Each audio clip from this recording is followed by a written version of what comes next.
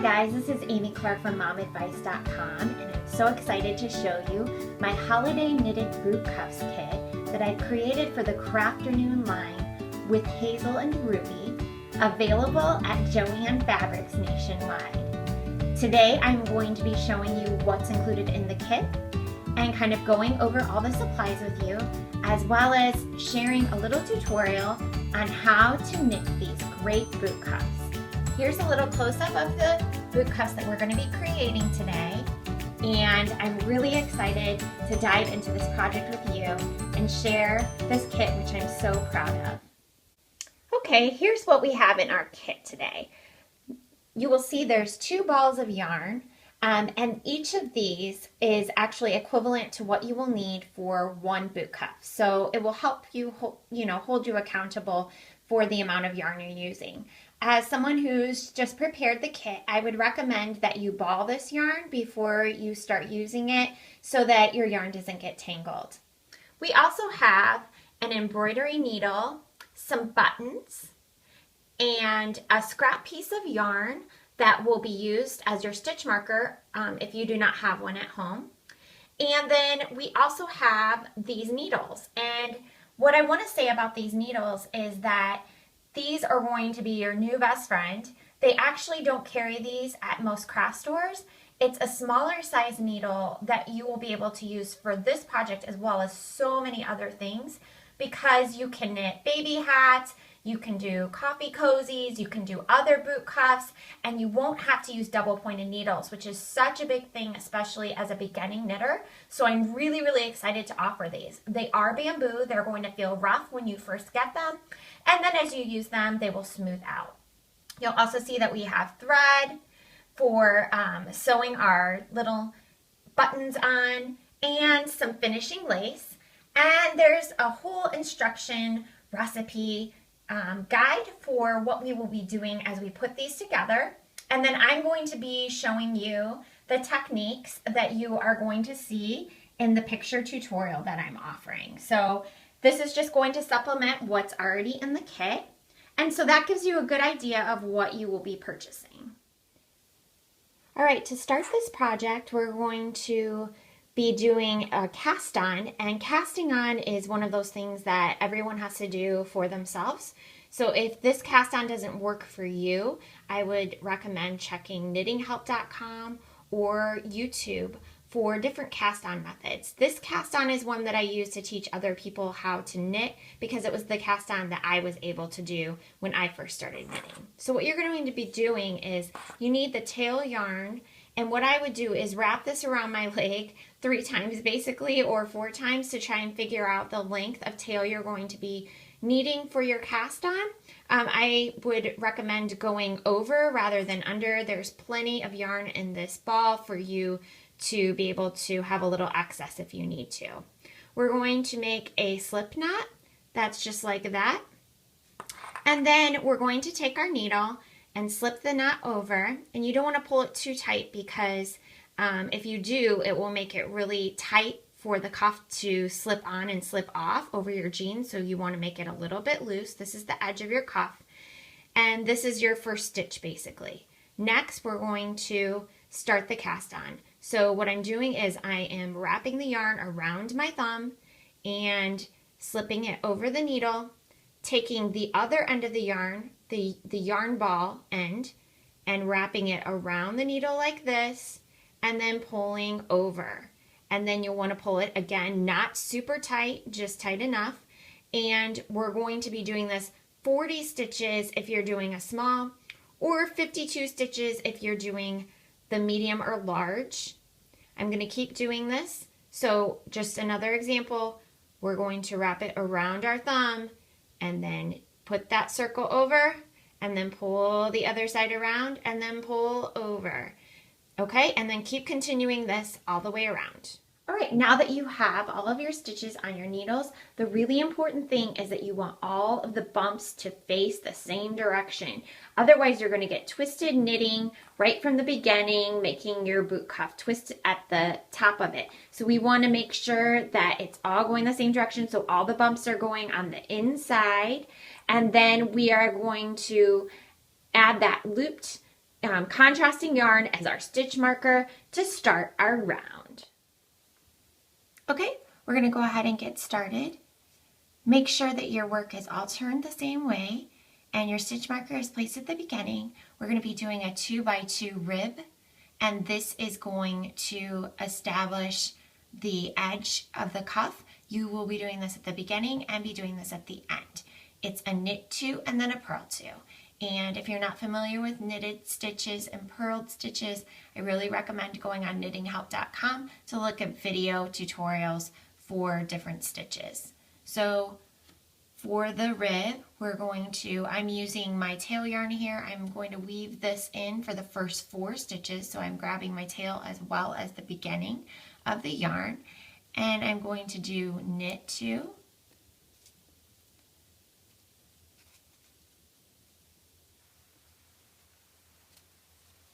And then I'm going to take the yarn and put it in front. And then I'm going to do our purl 2.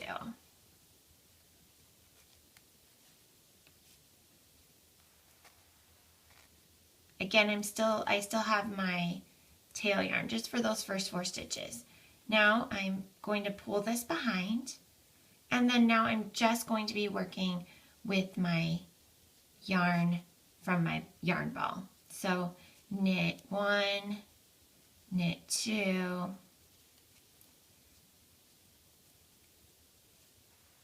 keep in mind the first row is always going to be hard, just getting started, making sure everything's going on track. And I'll just do a couple more to demo. Again, I'm going knit 2, and then purl 2. Follow your pattern around for, 4 rows of that before we get started with the lace technique. Okay, now you can see there's this great ribbing on the edge of it after you complete those first 4 rows. Looks like this, which is great. And now we can start the first row. And all we're doing in the first row and the third row is knitting, but I will demo that real quick for you. So we're just going to knit all the way around. Again, just as you're getting started with these bamboo needles, sometimes it can get a little rough there, but these are going to smooth out and you're going to be flying pretty soon. So just knit all the way around, and then we'll start our first lace row. Okay, let's go ahead and get started with row 2, which is where we really start doing the lace pattern. So first we're going to do a yarn over, which means we're going to pull the yarn in front, and then we are going to loop that yarn around, which will make that yarn over here, and we will knit 1, 2, and 3, and then we are slipping a stitch, which means we're just transferring 1 stitch from this side and moving it to the other. And then we are doing a knit 2 together, which means just sliding that needle under the other one and knitting these 2 together like that. And then we go back to our slip stitch that we had transferred over and did nothing with, and we are going to pull that over, and it's going to look like that. It's just going to drape across the front of that. And then we are going to knit 3. Again, we are yarning over, so that makes that hole in the front. We are going to put the yarn here in front and then finish this 10 row stitch or 10 stitch pattern here with a yarn over and then a knit 1. Now you should have 10 stitches. If you ever get off track, just kind of keep in count if you did your 10 stitches and where you're at. And then we are going to repeat that same pattern again. I will do it just one more time. Yarn over, we knit 3, 1, 2, 3. Again, slipping the stitch, not doing anything with it, and then knitting 2 together right here, passing that slip stitch right over like that, and then knitting 3,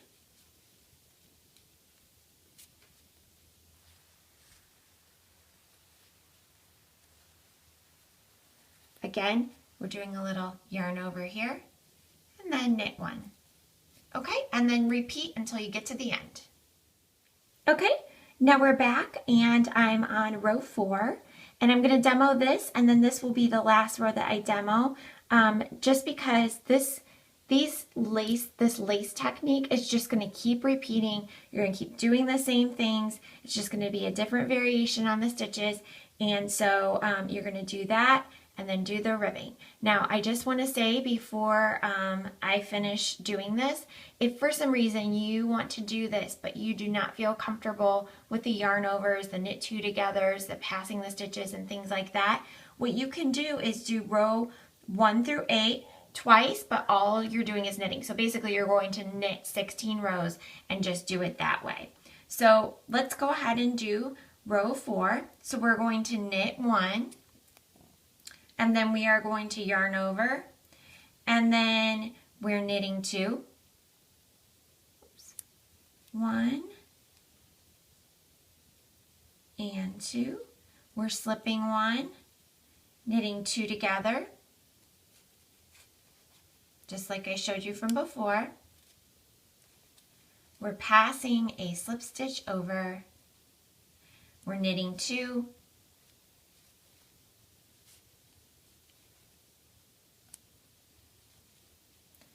We're yarning over, we're knitting 1,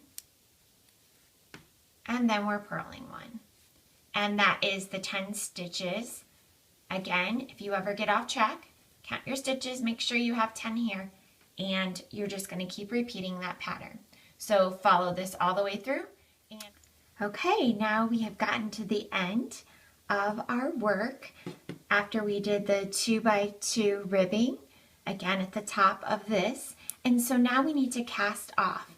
And casting off is super easy, but the most important thing is going to be that you don't cast off too tight. Again, this is so that your leg can get in and out of the boot cuff pretty easily. So what you're going to do is, we are starting at the beginning of the round, we're knitting 1, knitting the next stitch, and then taking that first stitch and passing it over. Just like we did in that pattern earlier in the lace, we're just kind of passing the stitches over. And what it does is it casts it off. And then we're just going to keep doing that all around this piece until we get to the end. So I'm going to speed up a little bit.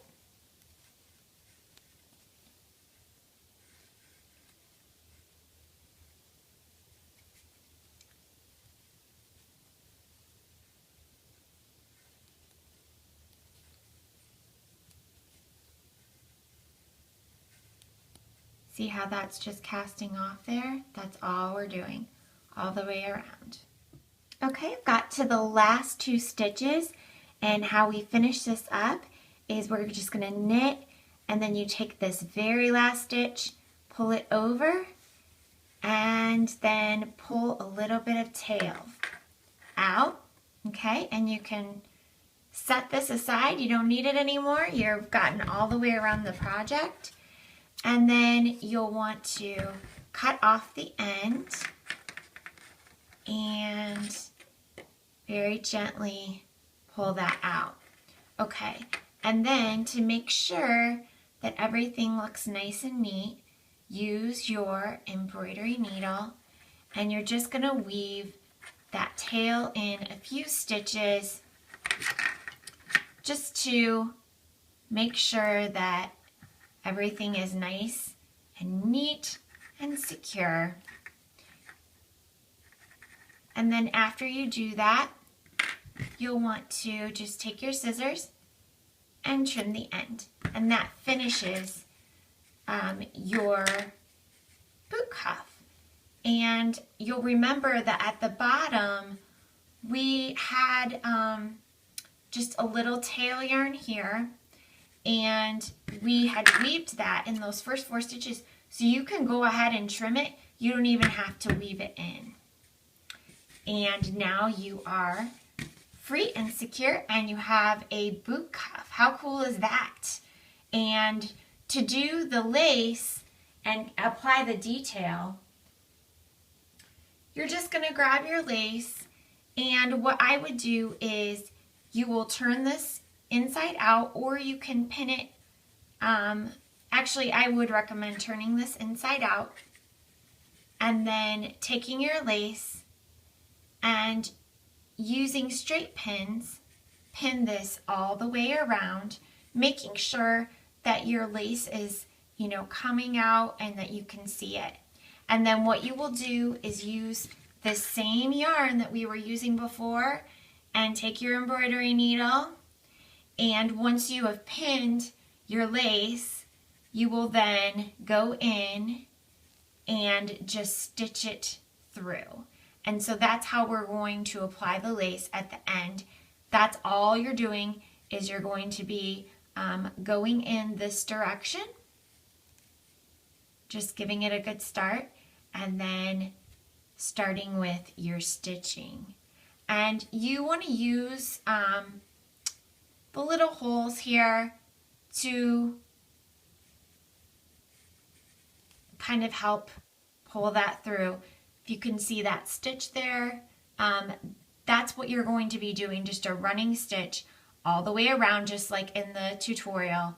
And then you will add the buttons on the outside when you turn it out again. And here is an example of what that running stitch will look like, so that you can see all the way around. You run the stitch, and then you will take your